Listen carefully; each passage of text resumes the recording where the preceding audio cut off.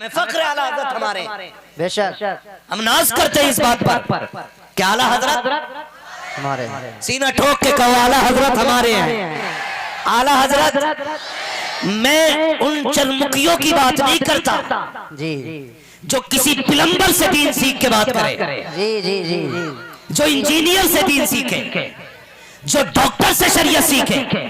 हम शरीयत उससे सीखते हैं जिसने शरीयत भी देखी है, शरीयत वाला भी देखा। बेशक सुभान अल्लाह बहुत माशाअल्लाह बहुत अच्छे अल्लाह अकबर या रसूल अल्लाह। हम उससे शरीयत सीखते हैं। बेशक हाँ तवज्जो है सारे लोगों की। जी जी मस्ती आपकी बहुत अच्छी है। जी हर्रायपुर भूल जाता हूँ मैं, क्या नाम बताया? हर्रायपुर। घर भी बड़े खूबसूरत है। जिन भाई के यहाँ इंतजाम था अल्लाह उन्हें बरकतें दे। दस्तरखान भी अच्छा, इंतजाम भी अच्छा। मैं नाम नहीं जानता। जी जी उनके घर से लगा मुझे सबके घर अच्छे होंगे। जी अच्छा आप बताओ मुझे, घर बनवाते हो तो अच्छा कारीगर बुलाते हो या चालू? सारों को बोलना पड़ेगा। देखो जी जी कैसा कारीगर? अच्छा कारीगर। बेड बनवाते हो तो जोर से, अगर पेंट अच्छा कराना हो तो क्यों? ताकि कोई कमी न रह जाए। जी ताकि कोई कमी ना रह जाए। नाराज बैठे हो चचा आप? नहीं ना तो फिर बोलिए ताकि कोई ओए उठ के ना देखो मुझे देखो। अगर मैं किसी एक के पीछे पड़ गया तो मसला खराब हो जाए। ऐसे ही है ना भाई बात। पेंट कराते हैं तो अच्छा पेंटर बुलाते हैं, सोफे बनवाएं तो अच्छा कारीगर बुलाते हैं, बेड बन जाए तो बेहतरीन कारीगर बुलाते हैं, मकान बनवाएं तो अच्छा कारीगर होता है, अच्छा मिस्त्री होता है। क्यों? दीवार टेढ़ी न रह जाए। अगर टेढ़ी रह गई तो क्यों? फिर क्या फर्क पड़ेगा? कल लोग कहेंगे इतना पैसा लगाया फिर भी बेकार है। जी जी जी भाई यही मसला है ना। जी भाई इतनी कीमती टाइल्स लगाई, जोड़ न मिला सका तो बेकार हुआ कि नहीं? अब अकल वालों ये बताओ कि अगर मकान बनाओ तो अच्छा कारीगर चाहिए, सोफे लगवाओ तो अच्छा कारीगर चाहिए, पेंट कराओ तो अच्छा पेंटर चाहिए, अगर आप बेड बनवाओ तो अच्छा कारीगर चाहिए, तो फिर दीन किसी मुल्ले से क्यों, दीन आला हजरत से क्यों नहीं सीखना? बेशक बेशक सुभान अल्लाह बहुत खूब माशाअल्लाह। दीन प्लम्बर से क्यों? जी बेशक अब तो नौजवानों को खुजली हो गई है।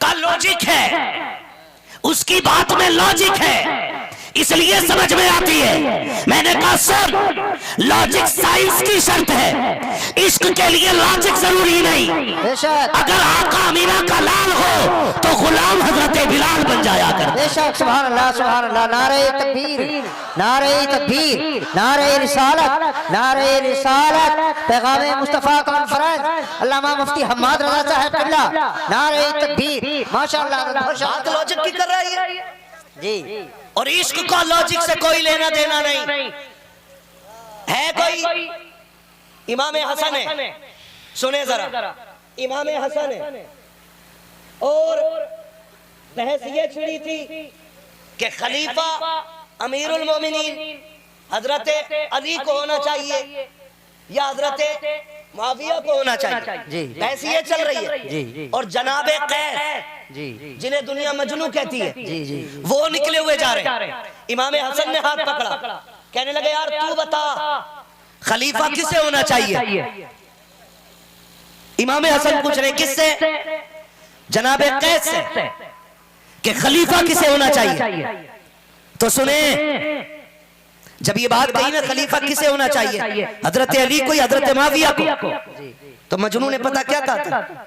कैस ने कहा था ना खलीफा अली को होना चाहिए ना मुआविया रज़ियल्लाहु ताला अन्हुमा को होना चाहिए, खलीफा तो मेरी लैला को होना चाहिए। अब इमाम हसन ने कहा अंता मजनून, जी पागल है तू, तभी से पूरी दुनिया मजनू कहने लगे। जी इश्क जो होता है ना, इश्क सिर्फ महबूब दिखाता है। जी इश्क सिर्फ महबूब दिखाता है। अब अगर कोई बंदा ये कहे कि नहीं हजरत अबू बकर के इश्क में और हुजूर के रिश्ते में लॉजिक नहीं, जी तो वो आशिक नहीं, वो गधा है। जी बेशक और वो गधे से भी बदतर है। क्योंकि गधा तो कयामत में मिट्टी बना के मिट्टी में मिला दिया जाएगा, लेकिन इस पे लठियां चले। मैं आम फहम बात कर रहा हूँ, बहुत इतनी ऊंची नहीं कि आपकी समझ में नहीं आए, बहुत निचले लेवल से बात कर रहा हूँ। इश्क में लॉजिक नहीं, समझ गए इतनी बात?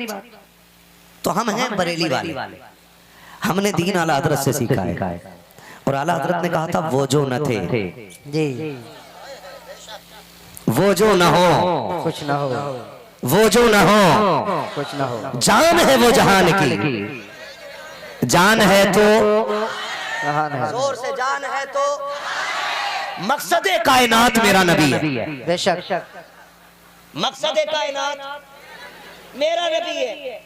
अब कुछ कह रहे जी हम किसी की नहीं मानते, हम खाली हदीस मानते हैं, हम तो नहीं मानते मौलवी को, हम बुखारी मानेंगे जी। अच्छा तुझे किसी ने बताया कि बुखारी भी कुछ है?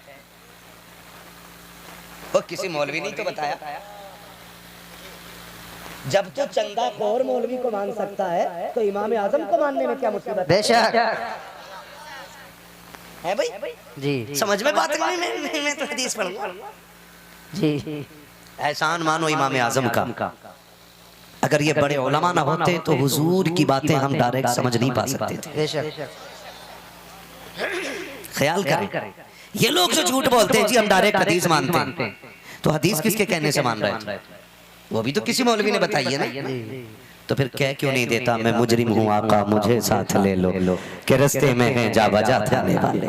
शुक्र है हम सुन्नी बरेलवी हैं और हम अपने इमाम अहमद रजा के बताए हुए रास्तों पे चलते हैं। बेशक किसके बताए हुए रास्तों पर? इमाम अहमद रजा सरकार आला हज़रत के बताए हुए रास्तों पर चलते हैं। और उस इमाम ने बताया है सूना जंगल, सूना जंगल रात अंधेरी छाई बदली काली है, सोने वालों जागते रहियो। अच्छा रखवाली सोने वालों की कि चोरों की?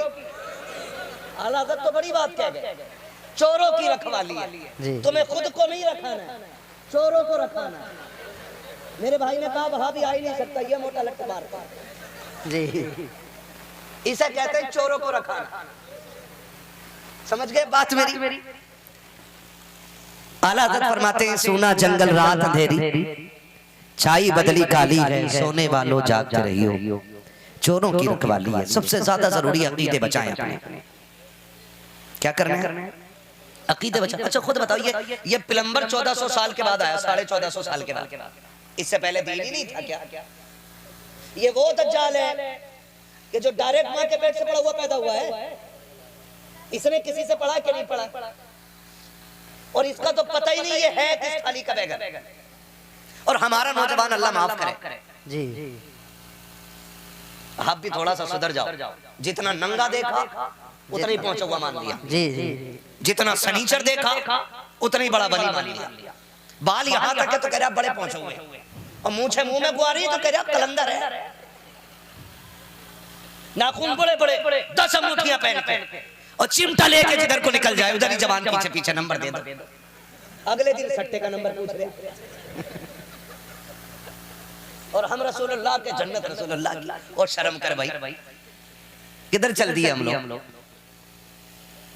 सफाई ईमान का हिस्सा है। क्या है ईमान का? अच्छा दीन दिया किसने? हुजूर ने। बोलो सारे, किसने? जोर से। और मेरा नबी इतना पाको साफ कि कभी बदन पे मक्खी भी नहीं बैठी।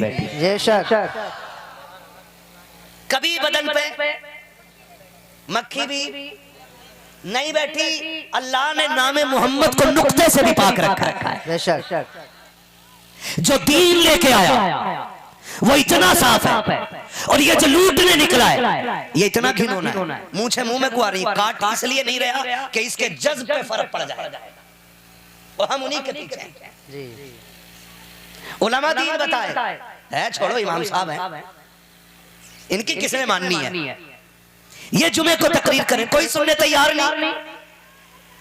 वो आके टांगे फैला के सो जाए, न जोहर का पता, न असर का पता, न मगरिब का पता, न ईशा का पता। पीर साहब नमाज तो पढ़ लो। कहा नहीं नहीं, मैं तो मक्के में पढ़ के आया हूँ, मैं तो मदीने में पढ़ के आया हूँ। रोटी यहाँ खा रखा है, नमाज मदीने में पढ़ रखा है, खाना यहाँ खा रखा है, नमाज हरम में पढ़ रखा है। तुझे गैरत क्यों नहीं आती है? अगर नमाज वहाँ पढ़ता है तो रोटी भी वहीं जाके खाया कर। अगर सजदे वहाँ करता है, खाना वहाँ जाके खाया कर। और याद रख, हमें ऐसा मजसूब नहीं चाहिए जिसकी नमाज अलग होती हो, खाना अलग होता चाहे। हमें तो मजसूब भी वो चाहिए जिसका ऐलान ये है कि मोहम्मद से वफा, तूने तो गम तेरे गए, ये जगह चीज है क्या लो हो कलम दे। बेशक, सुभान अल्लाह, सुभान अल्लाह, बहुत खूब, माशाअल्लाह। आप भी अपना नजरिया बेहतर करो, करेंगे इंशाअल्लाह, इंशाअल्लाह जोर से करेंगे इंशाअल्लाह।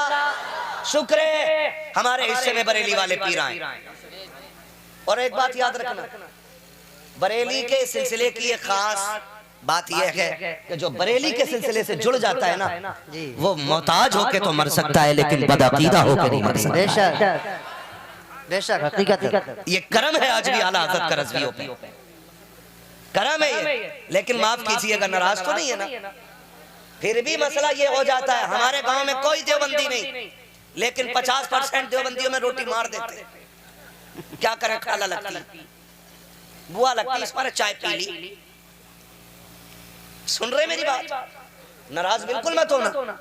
खाला फूफा समझ कर चाय पी ली, और धीरे धीरे नुकसान क्या होता है?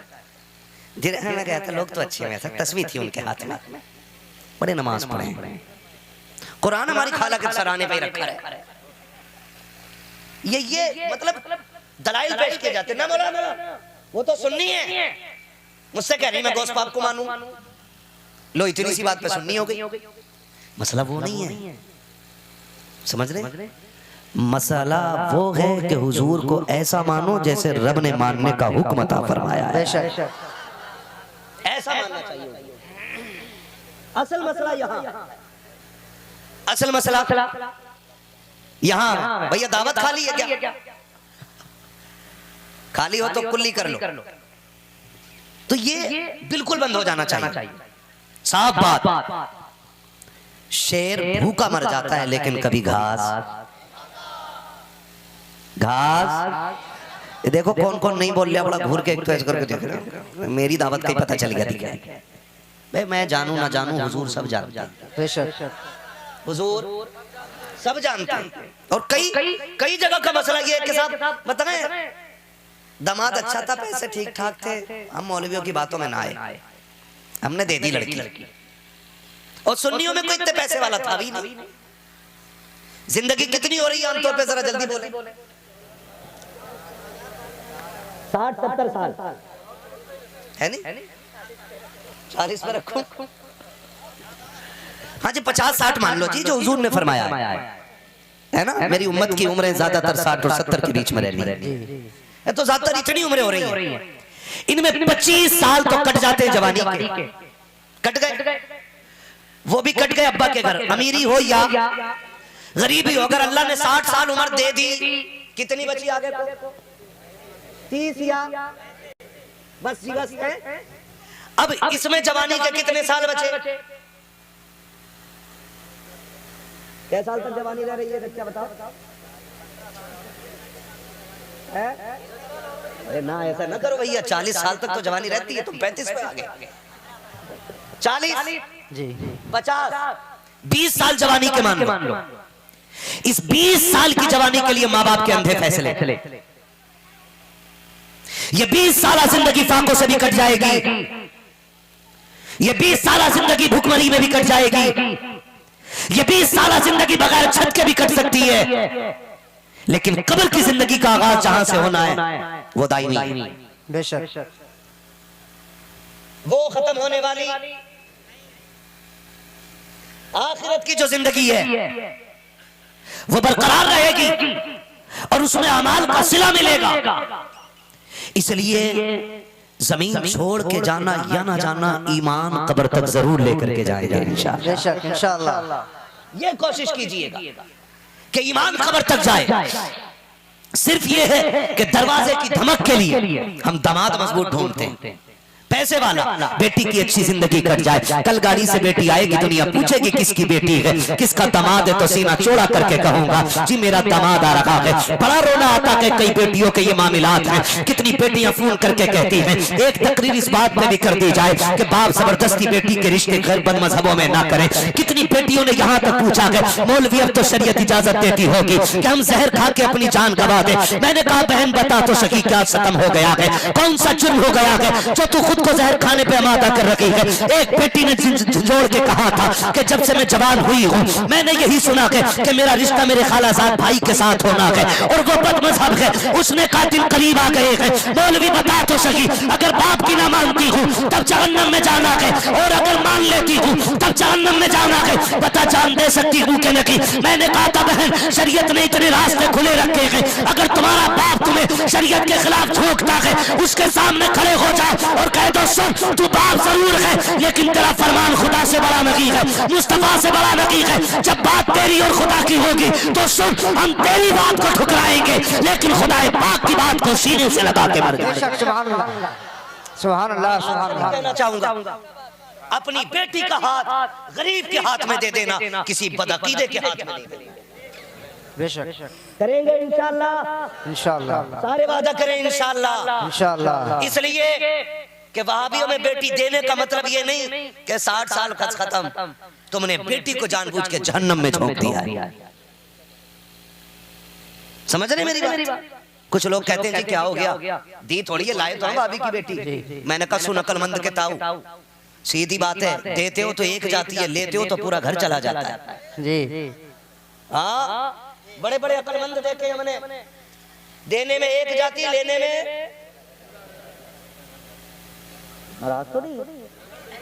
तो बोलो फिर लेने में पूरा घर चला जाता। अगर माँ बाप शरीयत के खिलाफ औलाद के हक में फैसला करते हैं तो औलाद को हक हासिल है कि वो अपने माँ बाप के फैसले के खिलाफ फैसला करे। ये याद रखिएगा। और आपसे गुजारिश है बेटियों का हाथ नेक लड़कों के हाथ में दो जी। किसके हाथ में देना? नेक मिलेगा किधर?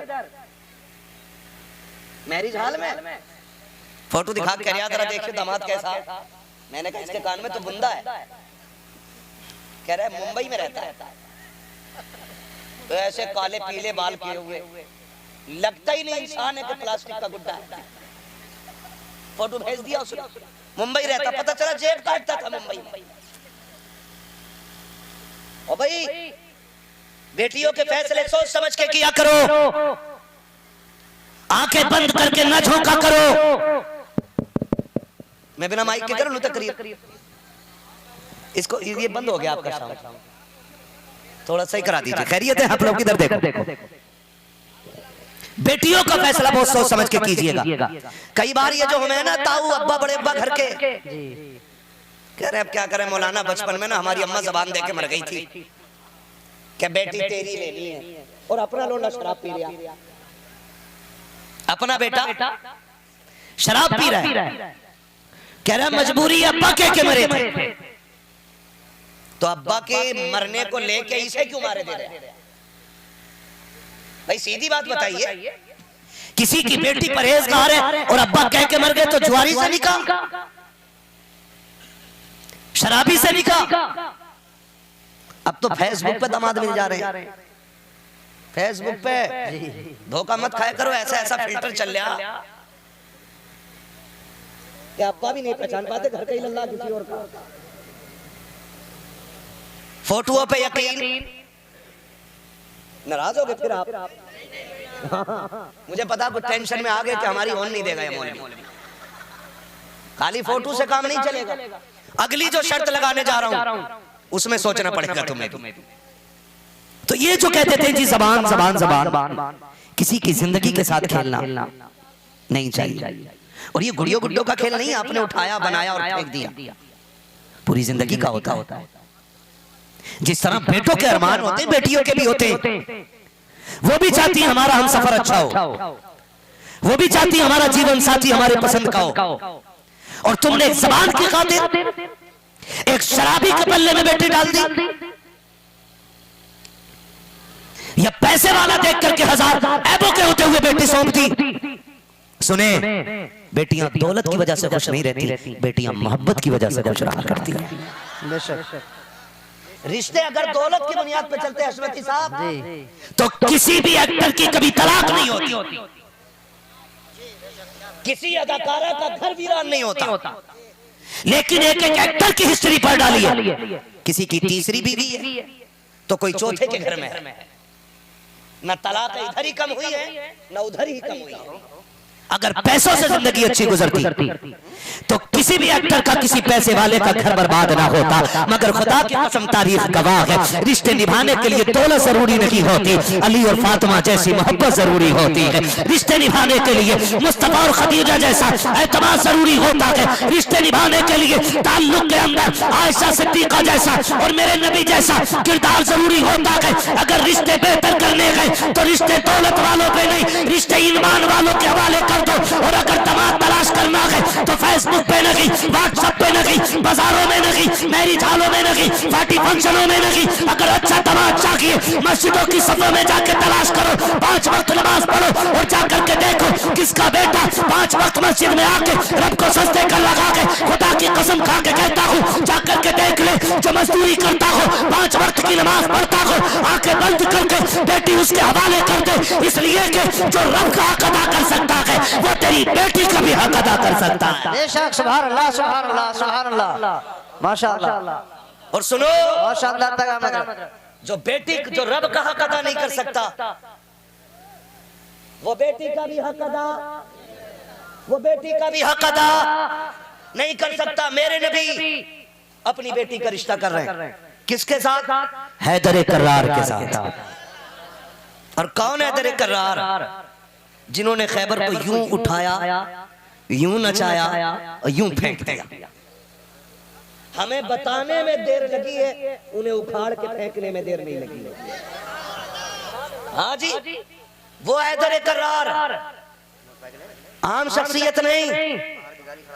जब खैबर के किले को फतह करने की बारी आई, हजरत अली आए।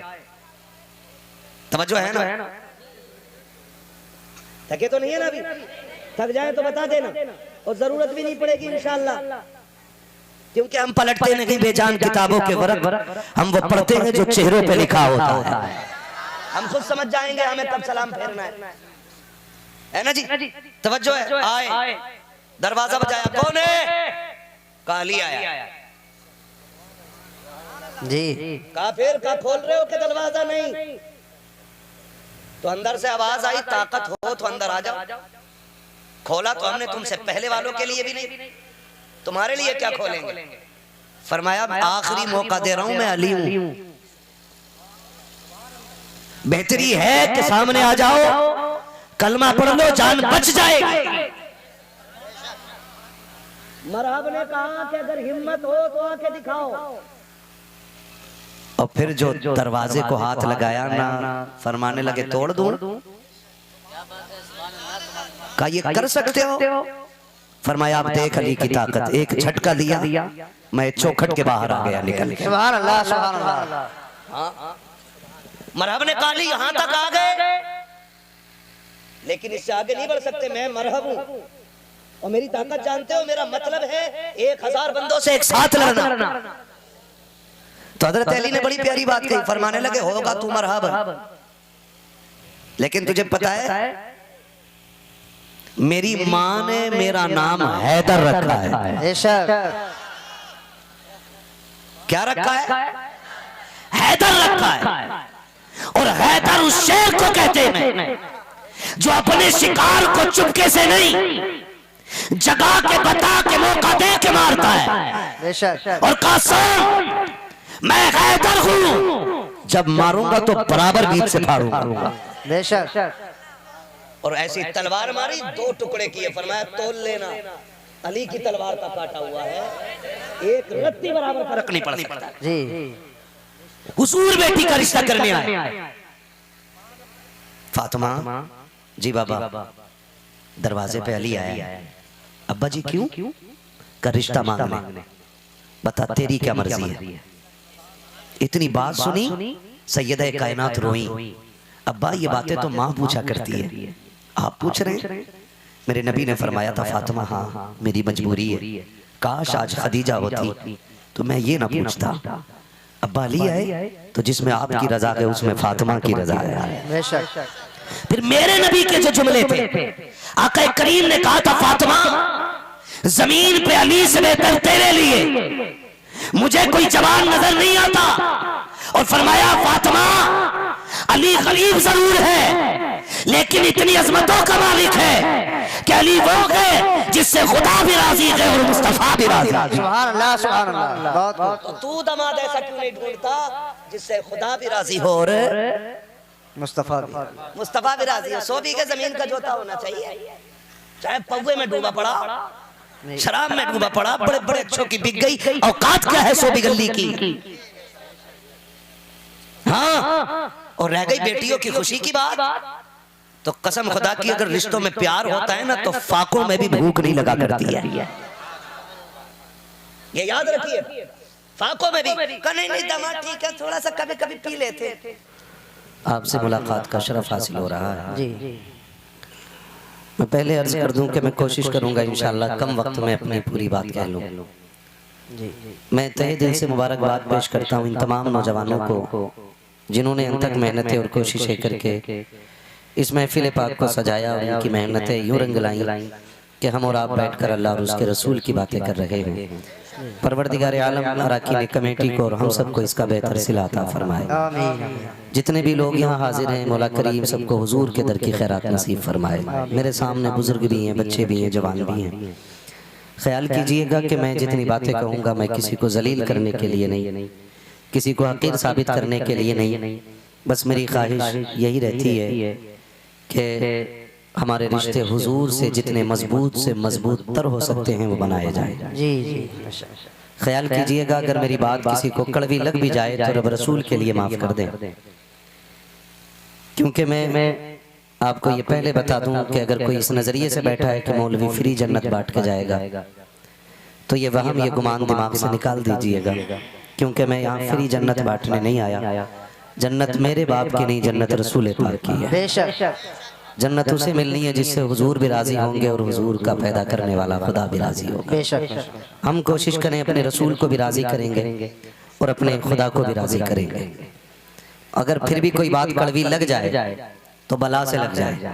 जी। मैं आईना हूँ दिखाऊंगा दाग चेहरे के, जिसे खराब लगे सामने से हट जाए। जी।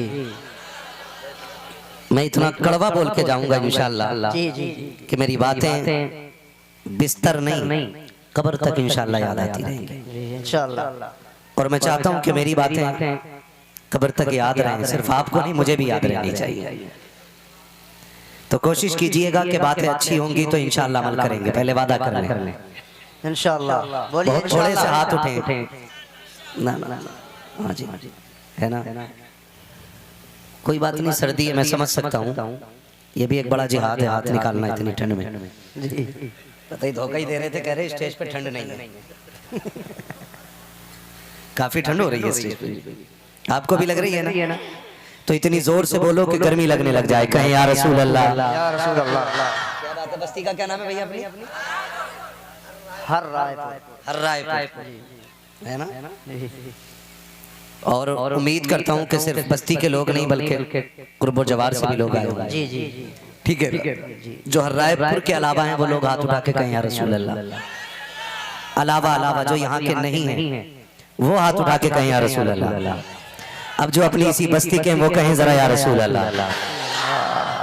माशाअल्लाह। दिल जीत लिया। पहली बार देख रहा हूँ कि बस्ती के लोग ज्यादा हैं। जी जी 3 इमाम है इस बस्ती में जी जी और तीनों मेंबर पे माशाल्लाह। जी जी हाँ, तीनों मेंबर पे माशाअल्लाह। खैरियत तो है ना इमामों की अपने गांव में? हंस गए इस बात पे, दाल में काला है कोई। एक ये है,